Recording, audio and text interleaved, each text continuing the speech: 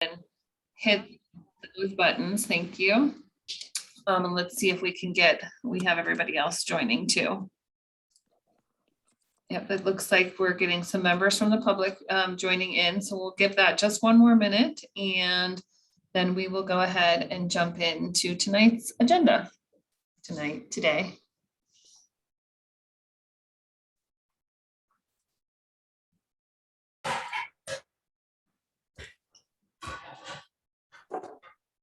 All right, well, it looks like we've kind of stalled and we have about 9 people from the public, so we'll go ahead and get started. Thanks everybody for being here. We sent out the agenda and everything last week, so hopefully everybody got it. And just wanted to take this opportunity now before we get started. What are you talking about? Reggie, if you could mute, that would be great. Thank you. And then just wanted to introduce a new face. So you guys received the agenda from Alex Vidal. So I'll give him an opportunity to introduce himself. And while we still have Erica on the call tonight, Alex is the new policy analyst that will be leading these STRAC meetings and our short-term rental work. So Alex, do you want to introduce yourself? Sure. Hi, everyone. My name is Alex and happy to staff this meeting. I'm sorry I don't have a camera today, so you won't be able to see my face, but really happy to join the group and help out. All right, thank you. So we can jump into the agenda in the next slide, Alex, if you don't mind. And I guess I should introduce myself for those members of the public that I haven't met before, but Molly Dupulsheen, Deputy Director of Policy for Excise and Licenses. So just a reminder that we will allow some time at the end of the meeting for public comment. So if anybody is interested that are members of the public joining in tonight and you want to provide public comment at the end, when we get to that portion, just use the raise hand feature on Zoom. And we will promote you to a speaker at that time and give you 2 minutes to speak. And then if you are calling in and you want to be able to sign up to speak, you can email Alex at alex.vidal@denvergov.org at any point, and we will include you on the list of people to provide public comment at the end. Okay, we can go to the next slide. So we'll jump in now. We just have these normal slides that we run through every time, and I'm going to do them one last time this month, and then pass the torch over to Alex during the next meeting. But if you want to jump to the next slide, Alex, I will go over some of the enforcement data. So we are still in the process of getting up to speed and updating our compliance and licensing data based on the new software vendor compliance vendor that we have. So as many of you know, we used to have a contract with Host Compliance. We started a new contract this year, and we're still syncing up all of our data. So we're not reporting out on it in the same way that we used to. So these next couple of slides are really just a summary of where we are with some of our pending applications and renewals. So as of October 7th, we have a total of 288 pending applications out there. And the 4 bullets below are just a summary of whether they are awaiting action by the applicant, whether they are still under review by us, and then whether they're under review by another city agency, and then whether they are awaiting a denial appeal hearing. We are seeing an increase in applications, and recently we were also able to bring our short-term rental staff in excise and licenses back up to full staffing levels. So we do have those 187 pending applications that are under review by us. But now that we're just back up to full staffing within the last couple of weeks, we should start to see that number start to tick down. Although we are seeing an increase in applications, which you'll see on the next slide as well. And then the one below is just the number of new applications that we've seen in each month, and broken down between new applications versus renewal applications. And we'll kind of get a breakdown of that in the next 2 slides as well. So you can see in this slide where we're at over the last several months with new applications. We are seeing an increase back up again, not quite to 2019 levels, but definitely an increase over where we were this time last year in 2020. And just a reminder that the September data is still partial data, so that I think is through September 22nd. So we'll continue to add to those as the year goes on. And then on renewal applications, same thing kind of is that, we're still not back up to 2019 levels, but we are seeing more people start to renew after seeing a decrease in 2020. This slide goes into some of our enforcement data or some of the review of the applications. So since our last DRAC meeting, we have seen 4 withdrawals, 47 within the last year and 313 total. Closed administratively means that an application has been sitting out there for longer than 12 months with no action being taken by the applicant. And so we've had to close 6 of those since last DRAC, 73 within the last year and 257 total. And that last year is a rolling 12 months. And then since the last DRAC, we have made 15 requests for calendar information and then 195 total since we started tracking this in August of 2020. And those numbers are pretty much remaining flat. And so it's kind of a consistent workload measure that we are looking at. And as far as the affidavits that we've requested, we've sent 26 since the last DRAC, 134 within the last year and 786 total. And we kind of have a fluctuating return rate on those. 9 since the last DRAC have been returned, which is about 35%. I think last time we reported out, we were at 100% return rate. So this number can go up and down quite a bit. And then 76 within the last year and 366 total for a total return rate of about 47%. And then we don't currently have any outstanding show cause orders, which are the orders that we issue to revoke a license, or at least for a license to go to hearing to be considered by a hearing officer about whether it should be revoked or not. The next couple of slides are the 311 slides. So the inquiries that we get coming in through 311. This first slide just gives a general overview of the different categories that we see by month. And you can see it's consistent with other times that we have reported it out, which is that our highest category is definitely within the application category, as well as general inquiries. And then the other most common one are those property complaints down there on the right. But if you go to the next slide, you can see that we are seeing decreases in most of those categories. Well, at least in property complaints in general and general inquiries. We do continue to see a lot of inquiries around applications and renewals. And so, we try to keep on top of those as much as we can. Can I ask you a question here, Mo? Absolutely, yep. Could you explain the administrative citation notice of violation decline? That's extraordinary. Well, and that's not a, just let me clarify one thing, if I may, Brian. That's not a decline in the number of citations or violations being issued. It's a number of the calls coming in regarding administrative citation and notice of violations. Certainly, but it's still. But yeah. Mm-hmm. Go ahead, Brian. I was just going to say, so as you know, we lost our compliance software for much of 2020, and we have not ramped that up again the way we were doing it before. So if you go back one slide, Alex. Nah, it's okay. So compared to 2019, we could issue 300 notices of violation a month.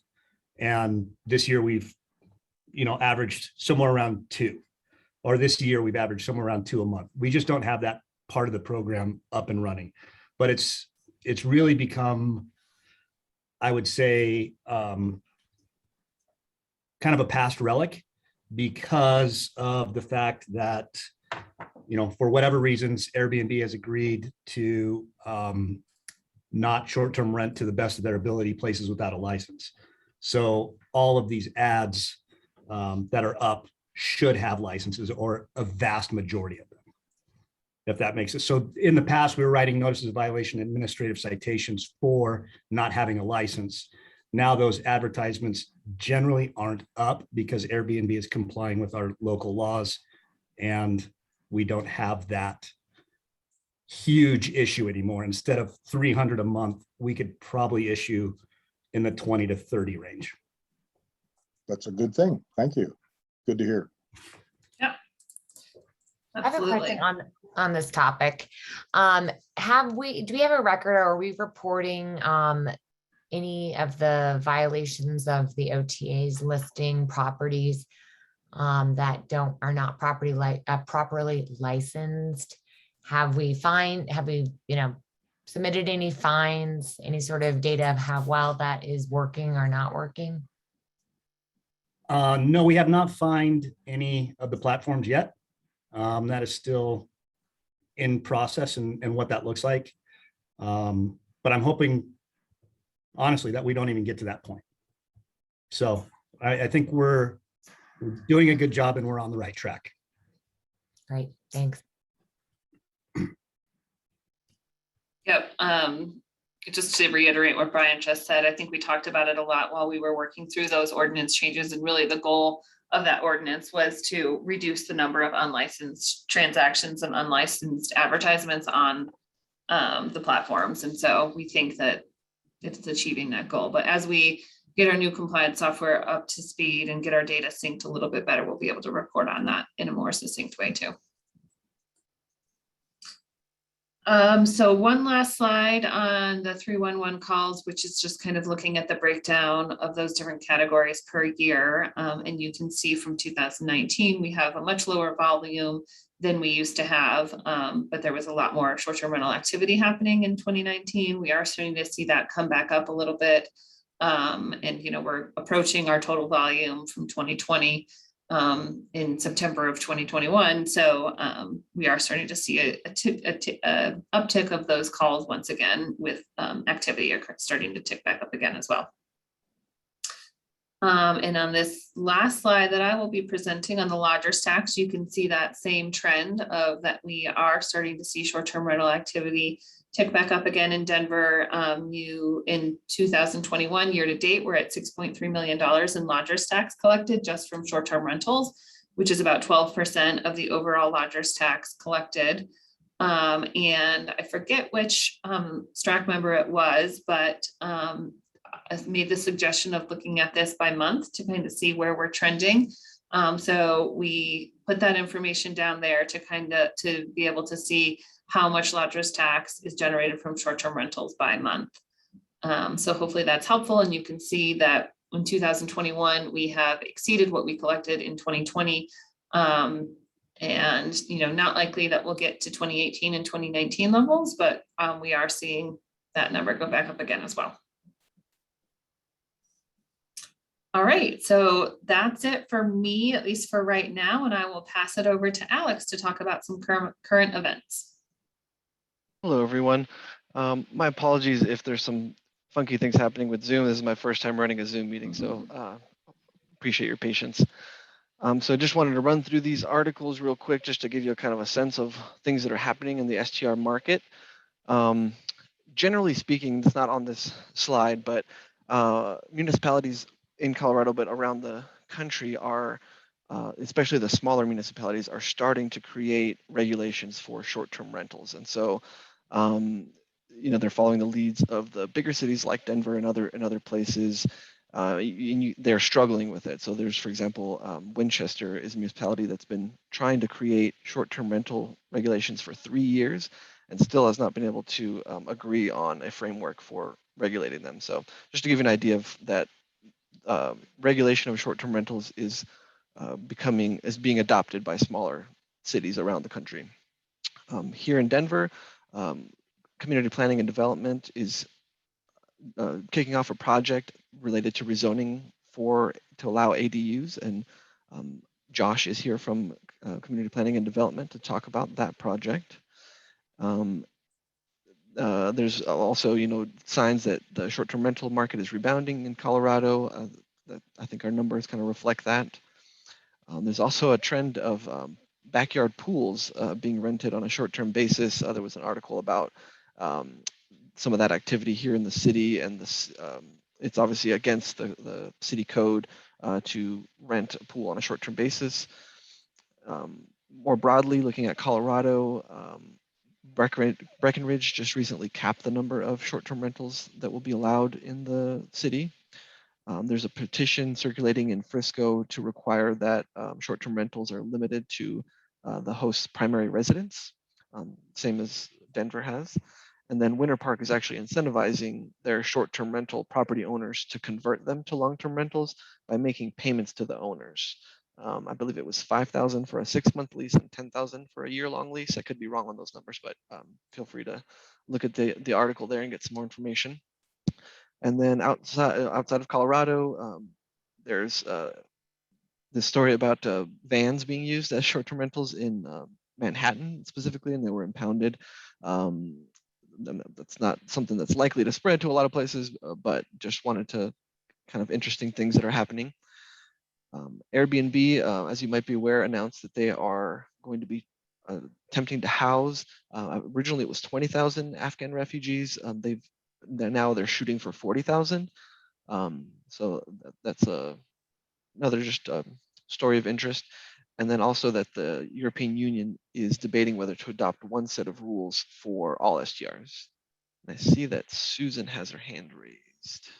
Yeah, Alex, thank you. I just wanted to make a quick comment on the last, second to last bullet on this chart regarding Airbnb's Afghan initiative. I thought it might be useful to just take a couple of minutes to share with the rest of STRAC what that might mean for Denver. And obviously there's more work to be done to think through how it will play out. But the expectation that the State Department has is that we will receive in the US 120,000 refugees between the end of September and the beginning to middle part of March of 2022. Denver, specifically Colorado as a whole, but Denver being the lion's share of it, we've received traditionally 2 to 3% of any given refugee wave. And the expectation with the Afghan group is that we'll be somewhere in the 4 to 4.5% range. We process refugees through resettlement organizations like the International Rescue Committee, and many of you may be familiar with the various religious family services organizations.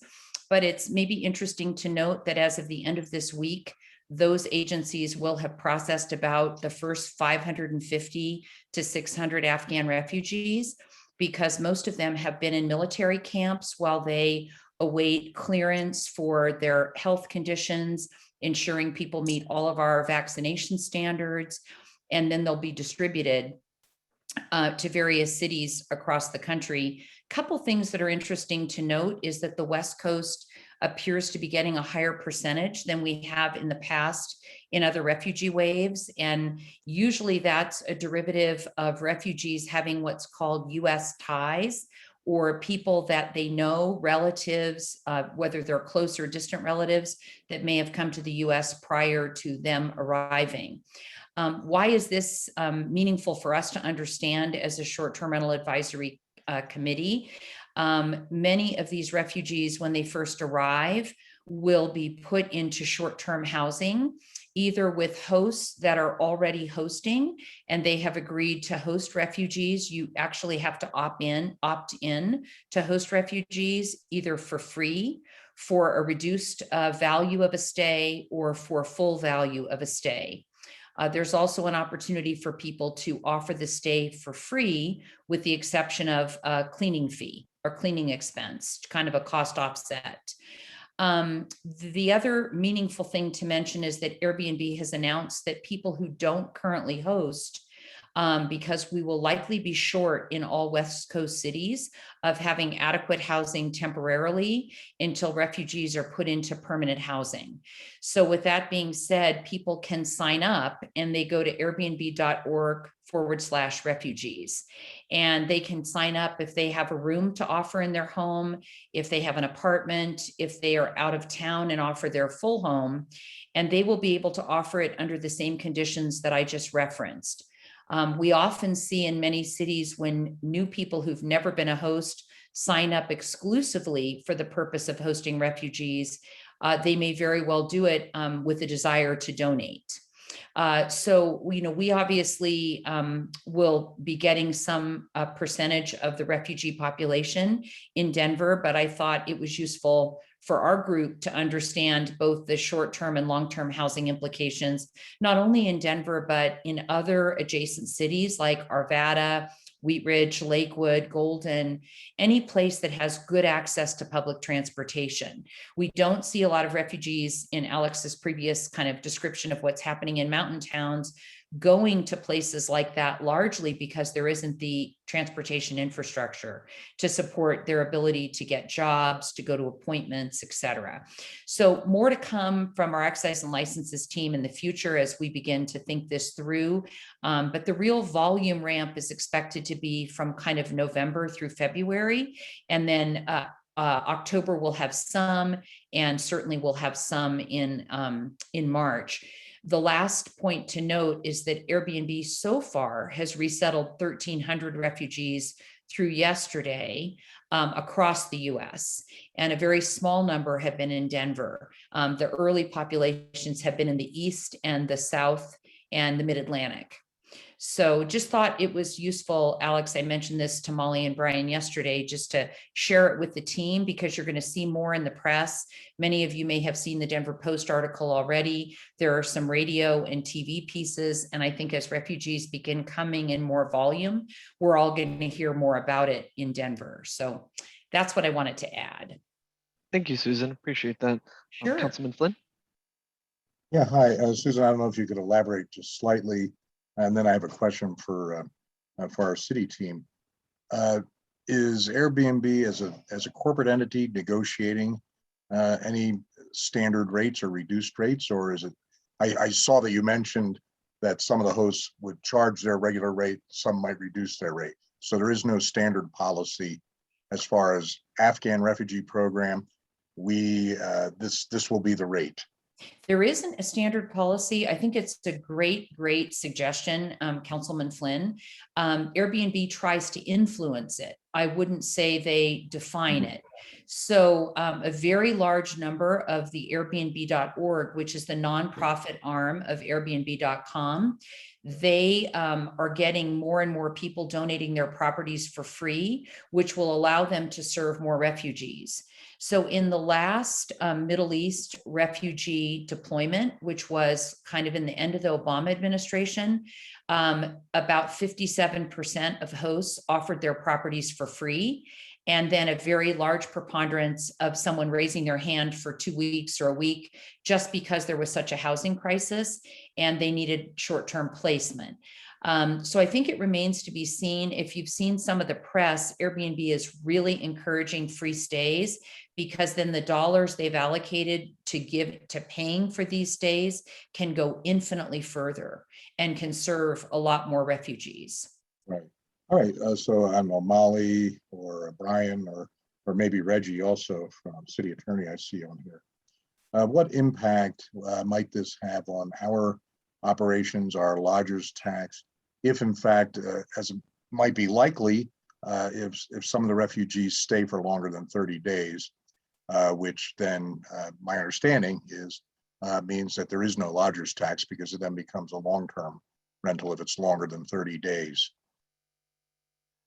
So we have just started to kind of engage in this conversation, both with, through Susan and with Airbnb, and Treasury is involved in this conversation as well. If there is no exchange, then you're right, it would impact the lodgers tax coming into the city and all, all the other areas in which this generates revenue. So, it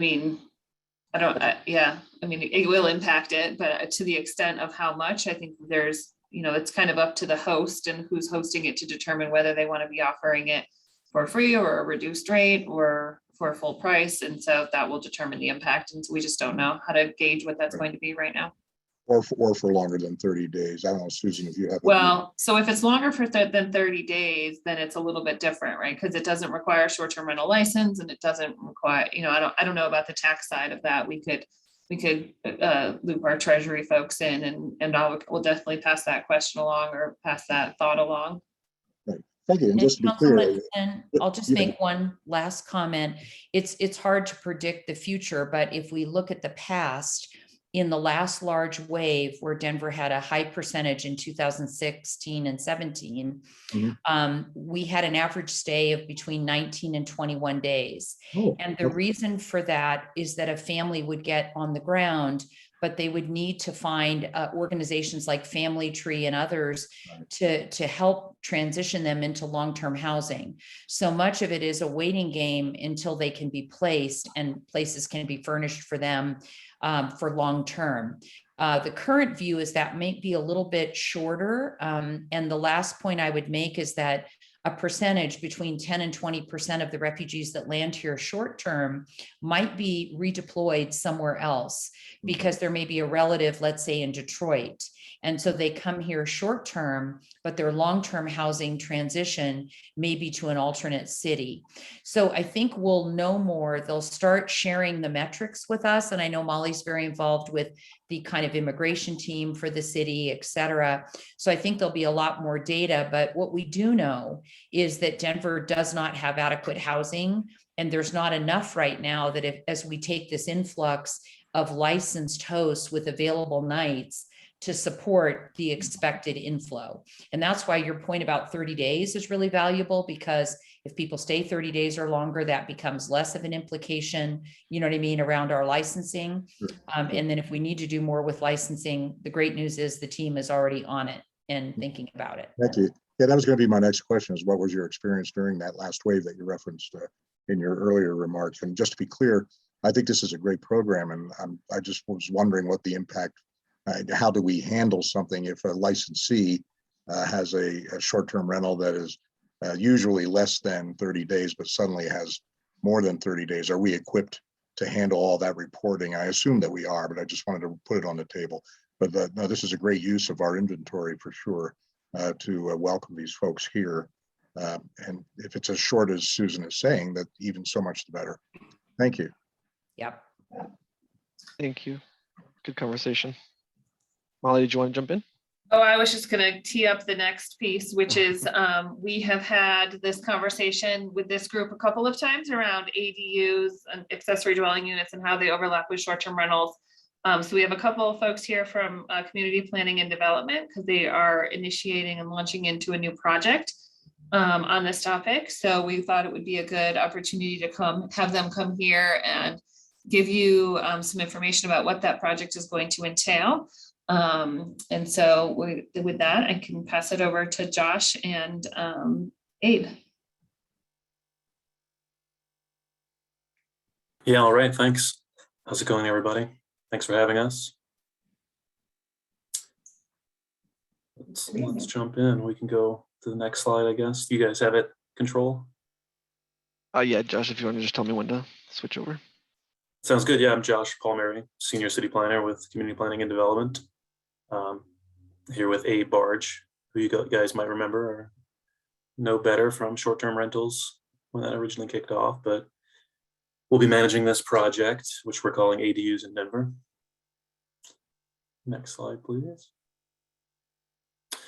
Yeah, so just to be really clear, this project is not a citywide rezoning for ADUs. We're not opening up the floodgates and saying ADUs are suddenly allowed everywhere. We do have that language blueprint guidance that says they should be allowed throughout Denver, but this project is not taking on that process of legislatively rezoning the entire city. But we are looking, however, at how can we remove certain barriers to constructing ADUs.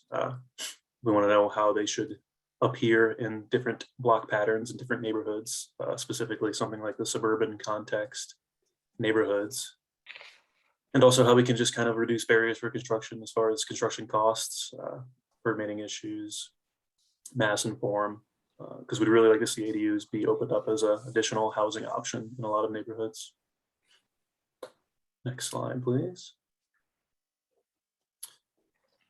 So yeah, we're directly implementing Blueprint Denver Land Use Recommendation 5, removing barriers to ADU construction, but also creating context-sensitive building form standards. And so that context being, what does an ADU look like in a suburban context versus an urban context? And some of those barriers that we're going to look at are things that zoning can control and currently limits, such as like setbacks, square footage limitations, building height, minimum lot size requirements, et cetera, et cetera. There's a lot of things that we're going to take to our committees and consider, but we really want to ask the question, where is zoning getting in the way, and why aren't we seeing more of these things built? Next slide, please. And so, yeah, just to be clear, I'm not sure how familiar you guys are. It sounds like you're fairly familiar, but an ADU is a self-contained living space, usually has a kitchen and a bath and a sleeping area. It is, for the most part, treated as an extension of your existing home. So as far as a short-term rental goes, it's treated as if it were a short-term rental, like a bedroom in your house. And so you are allowed to short-term rental it out. They're often called, granny flats, casitas, in-law suites, etc. And once again, Blueprint Denver does recommend that they will be allowed, they should be allowed in all residential districts throughout the city. And so people are currently coming forward for individual rezonings to rezone their property in order to have an ADU built. And so we're trying to get ahead of that rush of ADU excitement. Next slide, please. Yeah, so the reason we're doing this work is that we know, the way people are living is changing. Work from home is changing a lot of things, but people are really just looking for new ways to have flexibility with their property. Could be a separate space to house elderly parents or kids returning from college. There's lots of different options, and we find that folks are really interested in having those options with their property.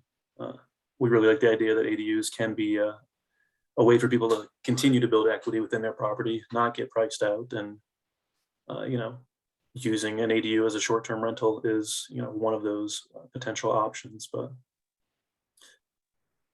we think it's an important housing option citywide, and we're seeing more and more of them. Next slide, please. We also know that ADUs have, been in Denver since Denver got started. You can see here the Grant Street mansion that was built in, what is that, 1891 or something like that, had a small accessory structure with it that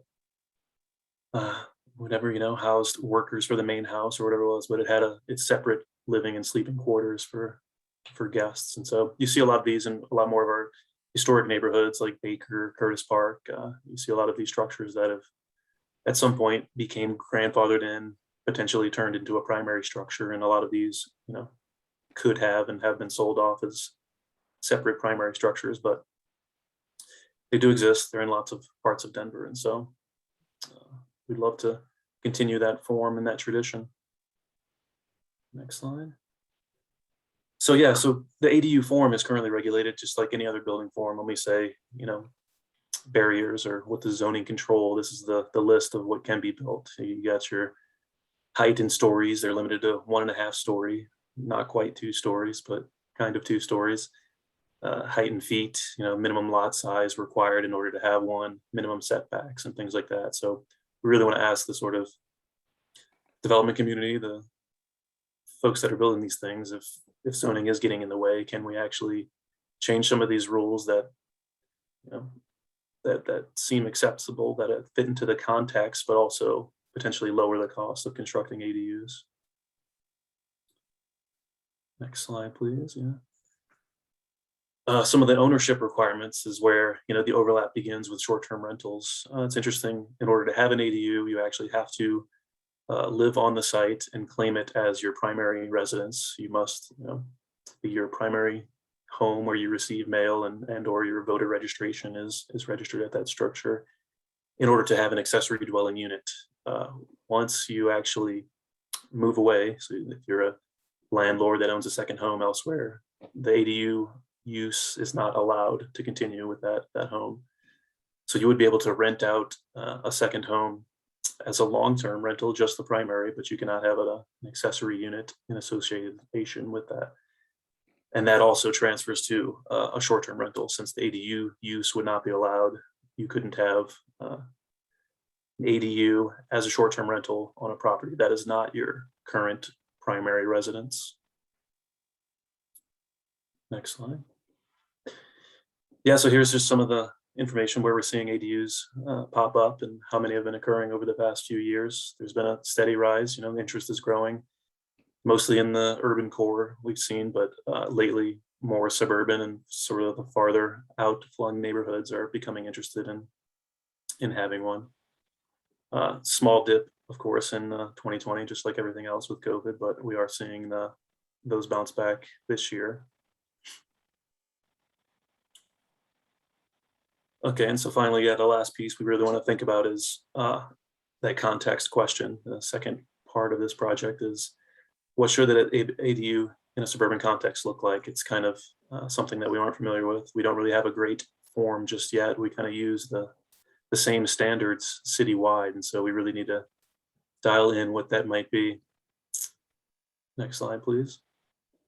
But we also want to ask the question, like, what's the alternative there? So if you see here, the orange envelope is a potential primary structure, what could potentially be built if that entire structure was demolished and built anew as a primary, versus the current sort of ADU allowance we have for suburban lots. We don't think that this is the right answer, so we want to run this project to figure out what really fits into the neighborhood. What should this ADU look like, and how can we have them be a little bit more context sensitive, more appropriate, and also see some of them get built in these neighborhoods as a viable housing option. Next slide. Yeah, so we've got a lot of good examples from other cities that don't have alleys, that have more suburban contexts, like Portland, LA, San Diego, and Austin. They all do have sort of suburban context ADUs, and we're asking the question, what should Denver's look like? Should they be similar? We definitely want to create a suburban ADU form that people won't mind having next door, and they would actually prefer to see, versus a scrape and replace. And so once again, just creating more of that smaller, ideally more affordable housing option in these existing neighborhoods.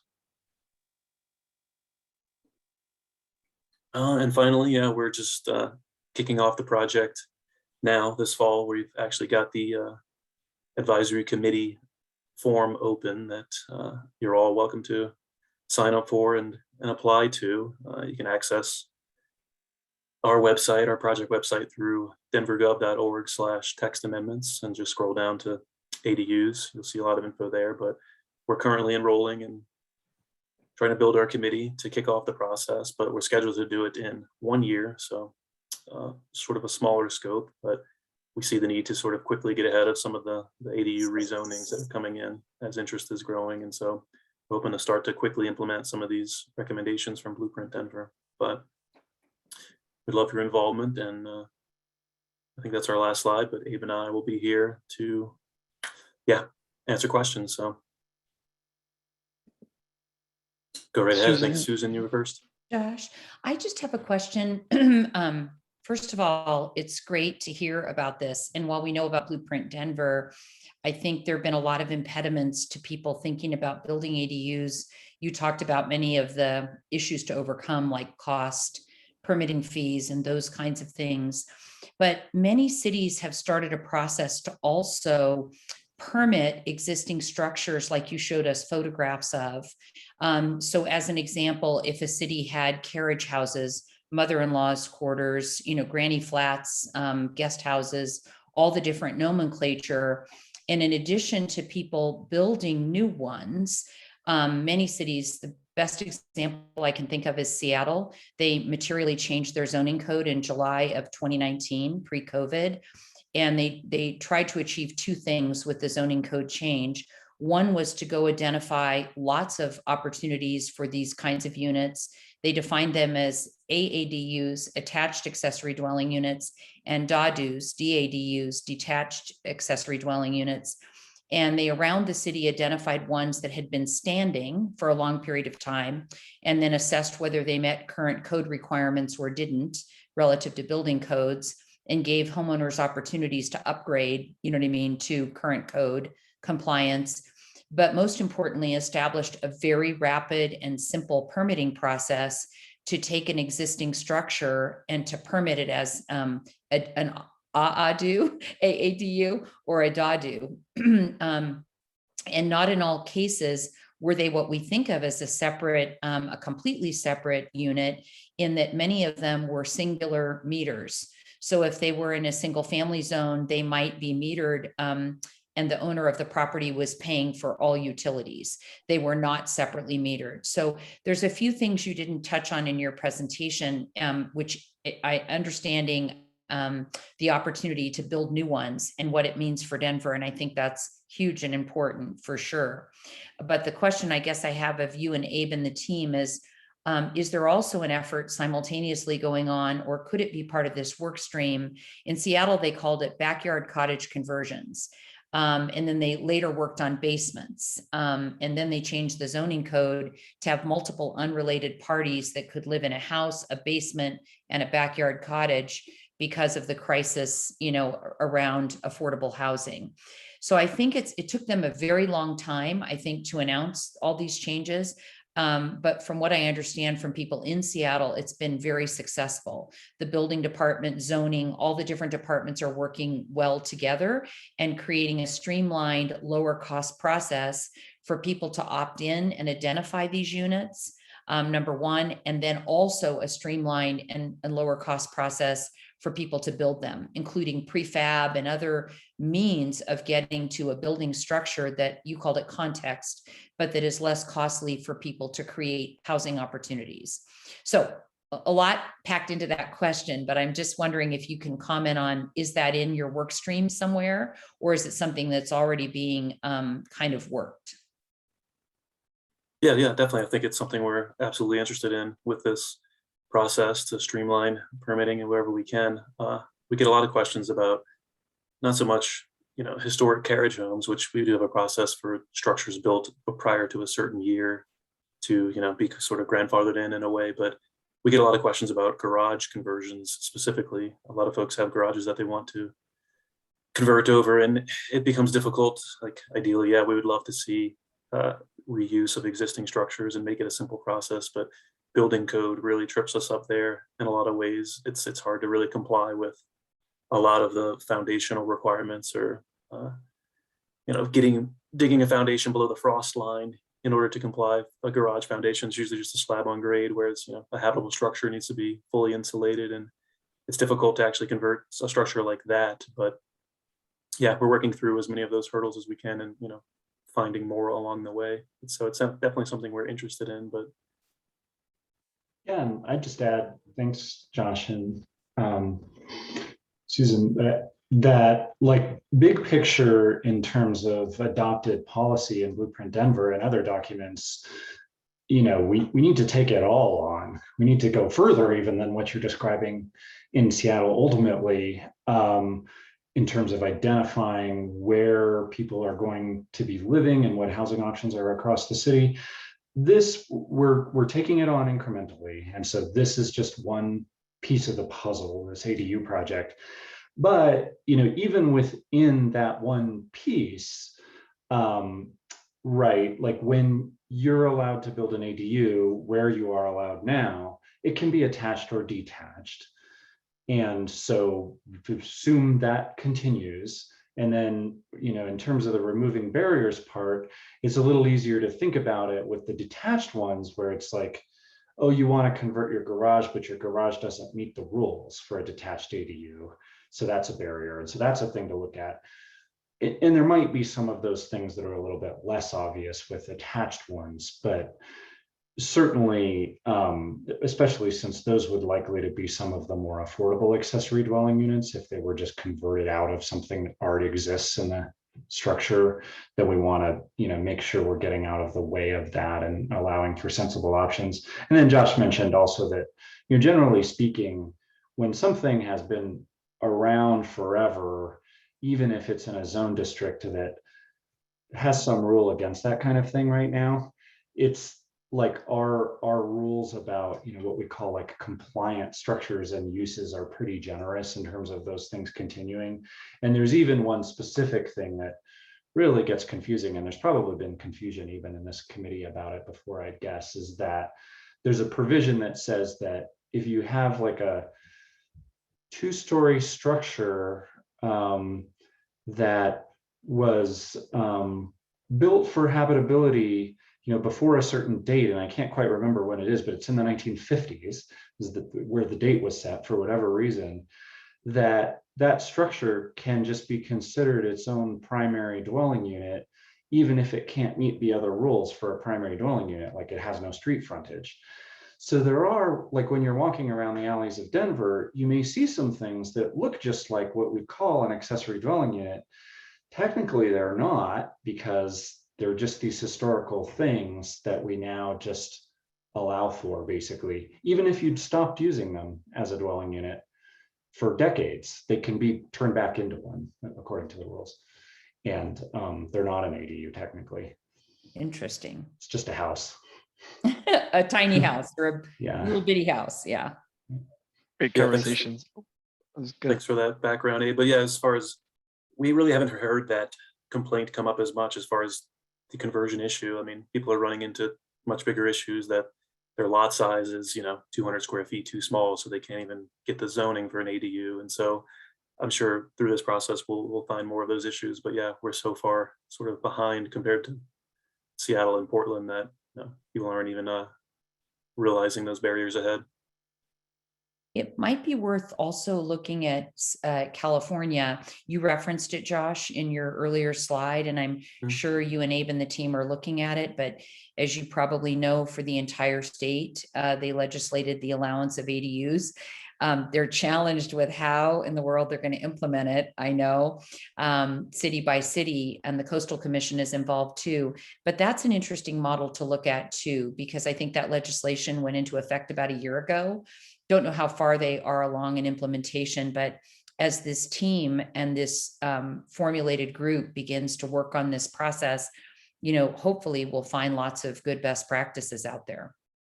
And then more recently, like a month ago, they've been working on this for years and it had been voted down many times, but the state now legislates that municipalities allow multiple dwelling units on most parcels in cities. But yeah, the implementation is going to be really complicated because the cities themselves have to figure out how to comply with the law. It's going to take a little while.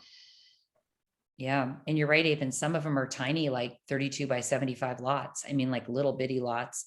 So really hard to squeeze something else there. And especially if you're meeting like bulk plane requirements and other things that all made sense in the past, so interesting. I think Buffy has a question and then Cindy.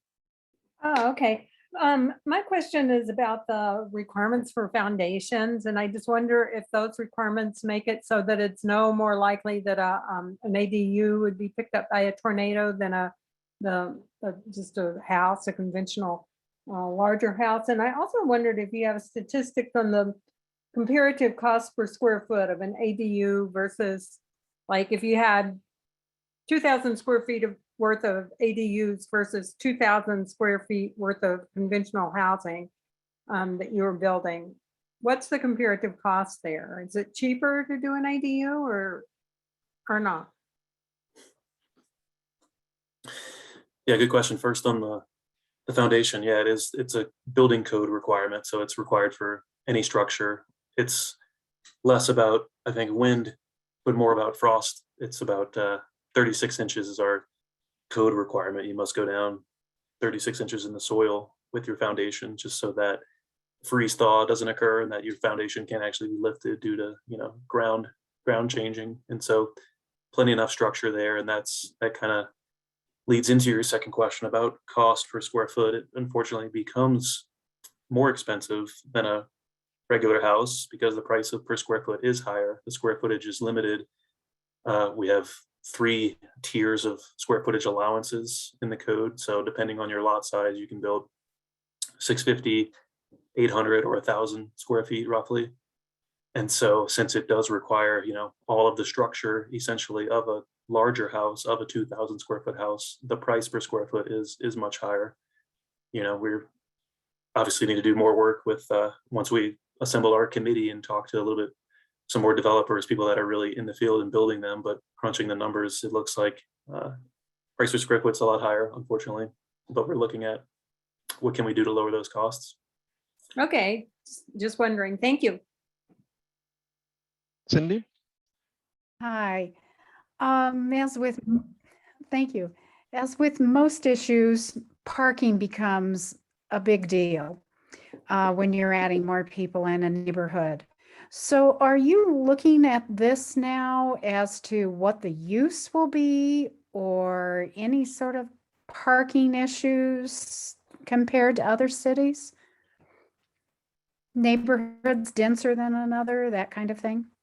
Yeah, definitely. I mean, we've looked at a lot of precedents, and currently ADUs are regulated similarly to a single unit primary structure. And there is not a parking requirement for a single unit structure. So anybody that builds a brand new single family home is not actually required, to build any parking. We know, obviously the market is yielding different things. Most new homes are coming with garages or parking because, that's what people want. And so we're currently not scoped or intended to change that restriction that we've, based on a lot of other cities we've looked at, sometimes parking actually becomes a barrier for ADU construction. We do, alternatively, we incentivize it through the code. Currently, there's a square footage limitation. There's a building coverage limitation that is an allowance that we give back for parking. So you basically get to write off 500 square feet if parking is included. And so it's incentivized in a way, but it's not a requirement. Okay. Yeah, it's Alright. interesting that the largest accessory structures you can build technically have to include parking right now, just because of the way things are set up. But yeah, I mean, I think this will be a good topic of discussion in the project, parking, and it's something people care about a lot, obviously. I think, Josh sort of tipped our hand, like professionally as planners, and what we see going on in other cities is that we do want to make sure that parking doesn't get in the way of providing housing whenever we can. And so, that's just a thought that we'll have. Mhm. Do most of the ADUs that are being built now, do they use on top of a garage, the addition for the living unit? Or are they separate, complete buildings without any garages? What's the trend that you're seeing? No, yeah, I think we're mostly seeing the unit above a garage, and that's a lot due to the requirement of the 500 square foot write-off of square footage to provide parking. We're seeing, they're using the second story as the dwelling unit and then parking below. And so there's usually 2 parking spaces, ideally one for the primary structure and one for the ADU. Okay. But yeah, that's mostly what we're seeing currently.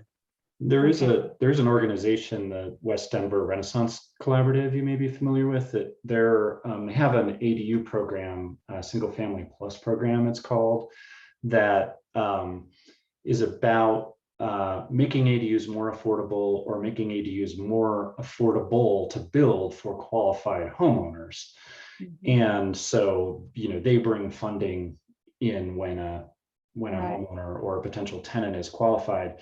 And the model that they've come up with for building new ADUs is generally a single story ADU that I think would just have like a parking pad or something like that outside, right, Josh? And it's mostly because they're trying to keep costs as low as they possibly can. And that's kind of the model that they've come up with for the way to do it the most affordably as detached ADU. Okay. Thank you. Yeah. Yes, thank you for that information. I really appreciate having you both here, Josh and Abe, and sharing your expertise with us. Yeah, thanks for the time. Of course. This slide here was just a restatement of the STR rules, which is if you're going to rent your ADU, you have to live in the primary dwelling. And then this slide, I just wanted to tee up a conversation about accessibility that we're thinking about having at our next meeting in December. And I just wanted to make 4 points. The The first point is that, as you all know, news studies, anecdotes indicate that there are potentially a lack of units, accessible units, or units that are wrongfully advertised, or even outright discrimination against folks that are disabled. So it is an issue.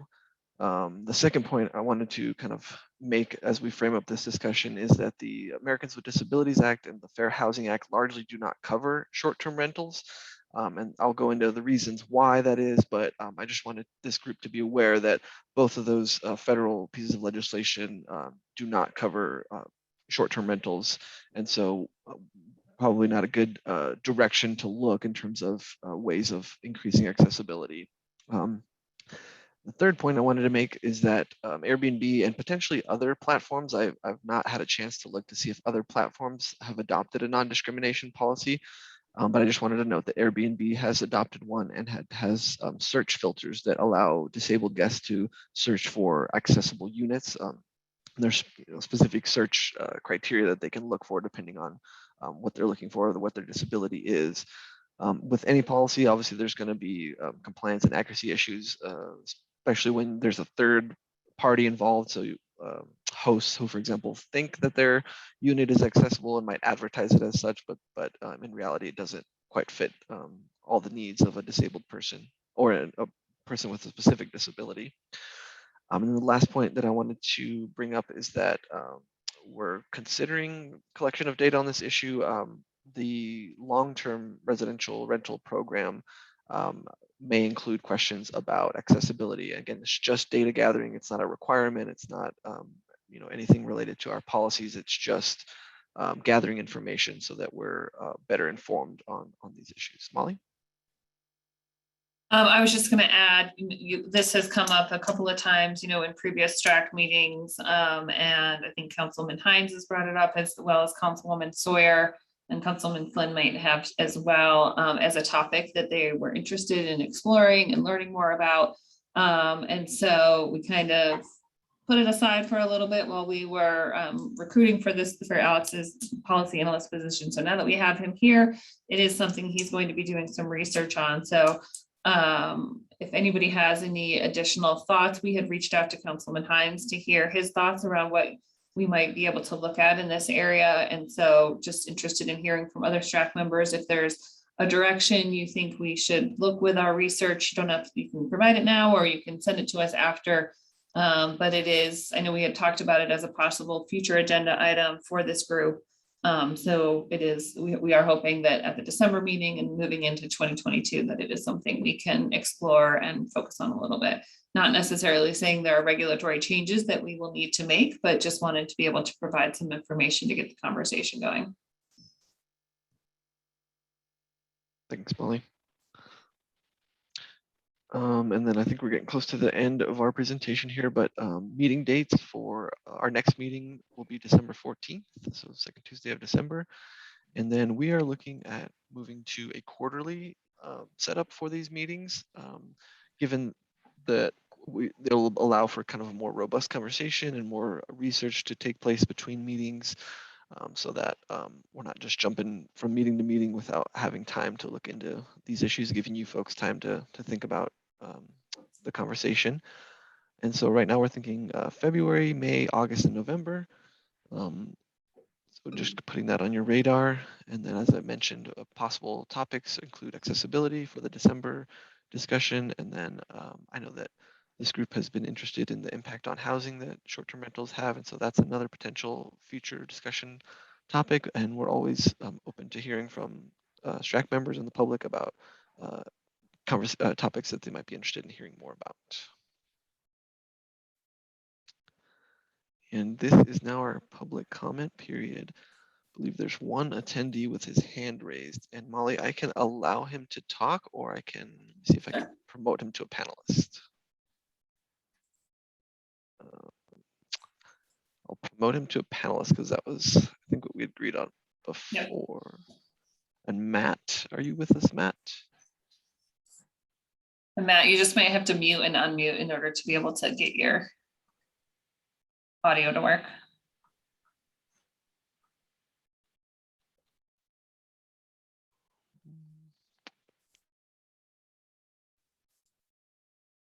Matt, are you, Oh, can you hear? I can see him.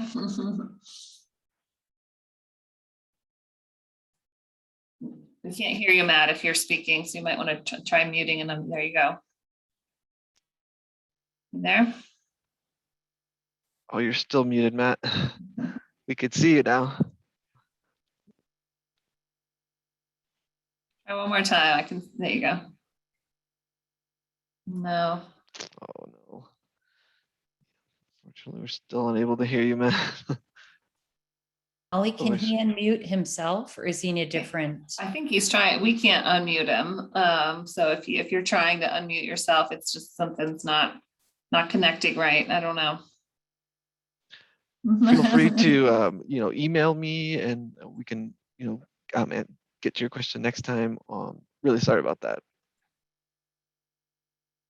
Thank you for understanding. We'll try this next one. Maybe it's on our end, but it looks like we do have 2 more people with their hands raised. I'm gonna assume these came in or the order that they raised their hands. So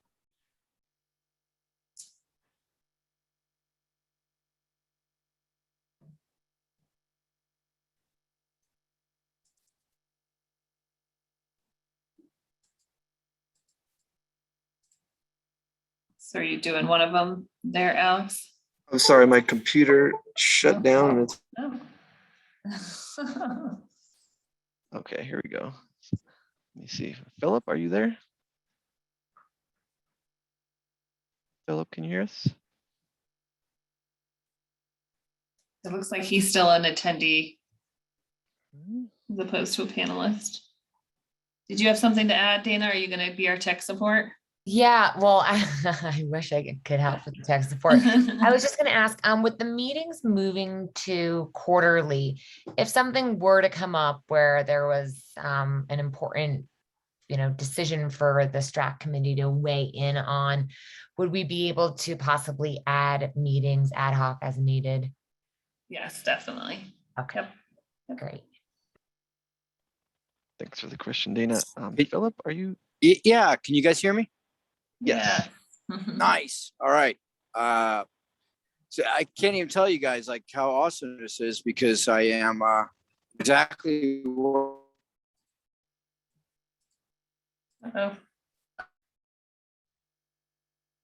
Philip, and I'm kind of can you hear me? Yeah, you dropped out for a second. If you just repeat what you said. Yeah. So okay. So it took me a year to get my zoning approved, and I got that all done actually, and I could build an ADU at any time. So this is like perfect timing for me. So anyway, and I'm actually just really starting to kind of work on like what I'm going to do. And my first question was, and I don't really know much, and I know some of this might be repetitive, and you can shut me down if it is, but I heard something about 500 feet. So it's not an ADU is not limited to 500 feet, right? It can be as big as the existing house, I believe, or something like that. No, so you would be limited in square footage based on your zoning, whatever lot size you have. So it's So I have either 6,250. okay, yeah. So yeah, you should be able to do up to 800 square foot ADU if that's right. So you have like a D lot size designation, Okay. I think. If not, then yeah, it's 800 square feet. 800. So it's like And some there is- percentage, like 15% or something. Yeah, I don't think it's roughly not calculated to, a percentage, but the Okay. 500 square feet that I mentioned was the allowance, the building coverage allowance that we give back to you for lot coverage. There is every lot size in the city or single unit zone lots have a lot coverage. You can only cover like 37% of your lot with structures. Between both of them and garages and everything, right? Okay, I see what you Exactly, mean. yeah. So the I got you. 500 So square you- feet is an allowance to write that off to not count towards your lot coverage. Yeah. Josh, Okay, if- and that's why you would build above a garage or something. Okay. Only when vehicular parking is accommodated for as well. And then note that like these kinds of rules are the things that are part of the discussion of the project that we were talking about. So if the allowance is too high for the context, that's fair game for discussion. If it's getting in the way, like if the limit, that 864 square foot limit is problematic for you actually building a workable ADU, then that's something, we want to hear as part of the project for sure. I'm sorry, I heard what you said, but I'm trying to understand what you mean. Like, so like you mean get a variance or something like that? Well, so there's two things. There's what the rules are now. So if you applied for a permit right now, that's what we've been talking about. There is that 864 square foot limit and the various other rules.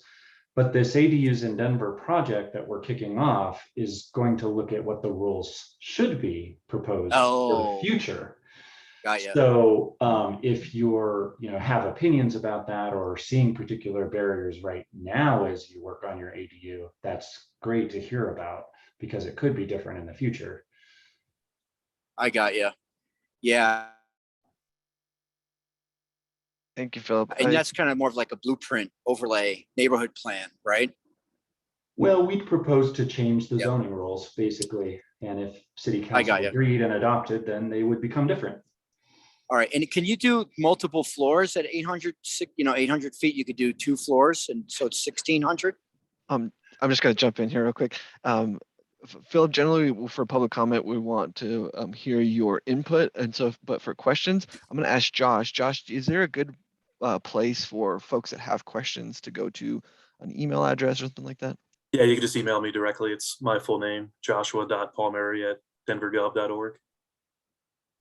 Yeah, I'm happy to go into more detail about your specifics. No worries. Okay. Can you put that like in, I'm driving, but all right. Joshua, I appreciate that. But yeah, Joshua Palmieri, you said?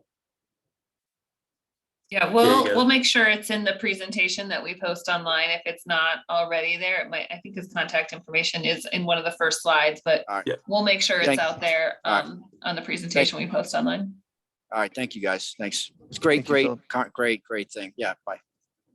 Thank you. Thanks. All right. And then we have Sabrina, who's actually supposed to be a panelist, so I'll move her over. There we go, Sabrina. Hi, can you hear me? Yes. Yes.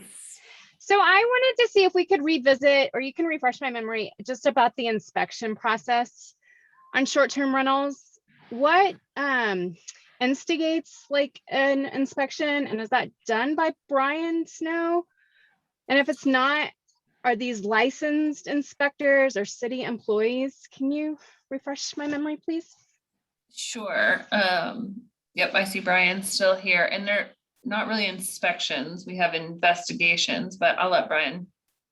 Sabrina, are you asking about like the actual inspections from zoning or building? Yeah, like if you're questioning, like what raises a flag, like maybe this doesn't have an egress window, and how does that begin? So we get that, and we look at a couple of different things, and especially when we look at advertisements is most of the time where we get that from. So it could be, obviously a basement unit, or they say it's a basement unit, and you click through the photographs and there are no windows of egress, or they're renting out something like that's pictured below, which looks like a carriage house or garage that was converted into a living space. If we look online and we don't see an address for that, or any sort of building permits, or any sort of evidence that somebody has gone to the city and approved this use, or made this building safe enough to be habitable, then we'll refer it over to zoning. And then are these licensed inspectors or are they city Yes. employees? Do you know that? Okay. Yes. And do you know how they get their licensing? Do I know how what? How do they become licensed? So Do you know that I wouldn't call them process? licensed inspectors. I'm not licensed by any sort of agency. I'm a licensing inspector for the Department of Excise and License, but these are people that work for the zoning department. They're part of the neighborhood inspection team.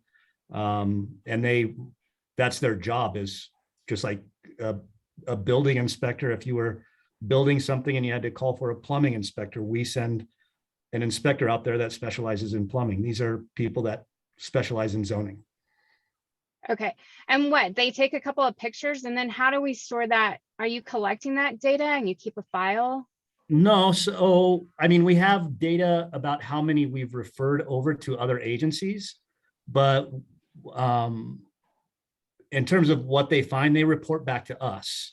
So, you know, like the picture below, let's take that one, for example. If we found that picture on Airbnb and we kind of looked into the records and didn't see any permits, don't see an address for this building. So we're not sure if it's licensed to be or permitted to be a habitable structure. We would refer that over to zoning.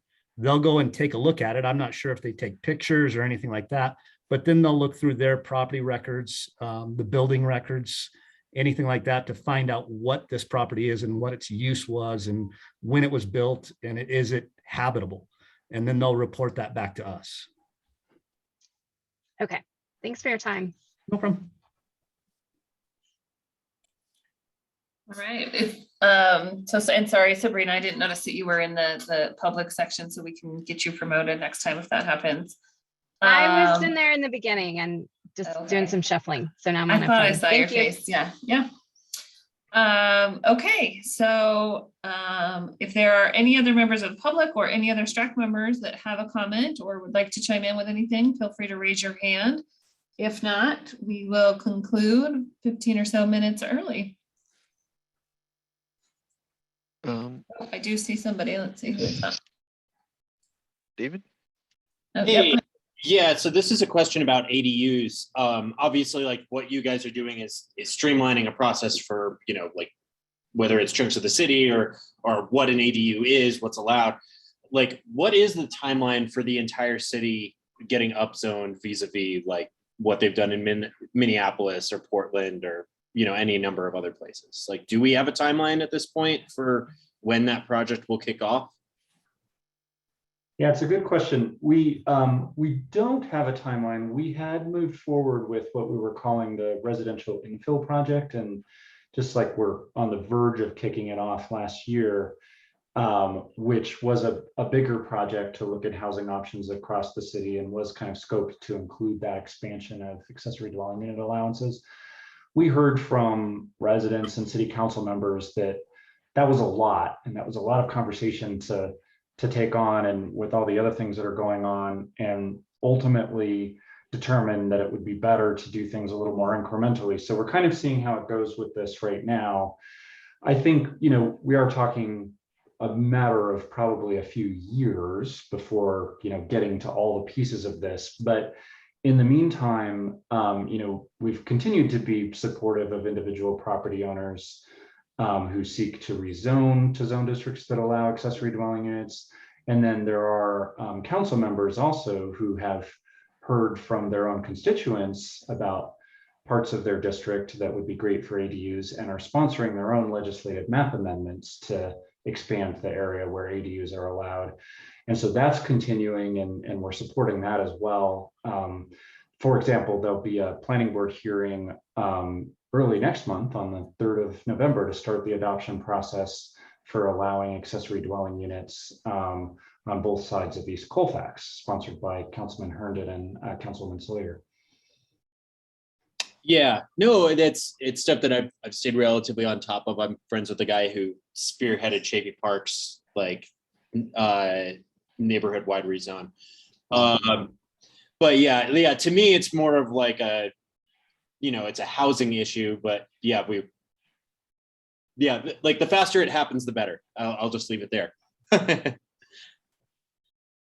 Yeah, unfortunately, we don't have a hard timeline, but you know, it was in Blueprint Denver, and that's a 20-year plan. So ideally, it gets done prior to 2040. Best we know. It better get done before 2040. But yeah, we'll see. Okay. Well, going once, going twice. Okay, what did we say? December 14th. 14th. Yep. Feel free to email us or reach out to us anytime in between if anybody has anything come up. But otherwise, thank you to Abe and Josh for being here today, and thanks to all the STRAC members as always, and then we'll see you in December. Thanks, everyone. Thanks, Thank everyone. you. Thanks, Molly. Yeah, Thank thank you. you. Night.